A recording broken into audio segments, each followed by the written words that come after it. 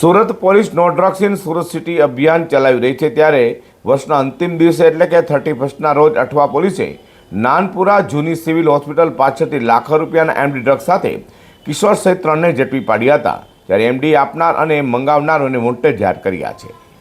Surat police commissioner Anupamsinh Gehlot દ્વારા શહેરમાંથી નશાની બદી દૂર કરવા આપેલી સૂચના લઈને ખાસ પોલીસ કમિશનર 2K એન્ડ ડામોર, નાયબ પોલીસ કમિશનર જોન પોલ, ડોક્ટર નિધિ ઠાકુર અને મદદનીશ police commissioner J division VR મલ્હોત્રાના માર્ગદર્શન હેઠળ અઠવા PI IM હુડર અને સેકન્ડ PI RR મકવાણાની ટીમ પેટ્રોલિંગમાં હતી।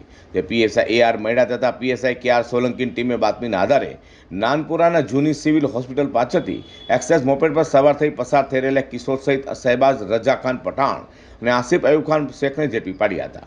પોલીસે મોપેડની ઝડપી લેતા તેમાંથી 3,70,000થી વધુનો મુદ્દામાલ મળી આવ્યો હતો। જેથી પોલીસે એમડી ડ્રગ્સ સાથે મોપેડ, મોબાઈલ ફોન અને રોકડા રૂપિયા મળી 4,20,000થી વધુની મત્તા કબજે કરી છે।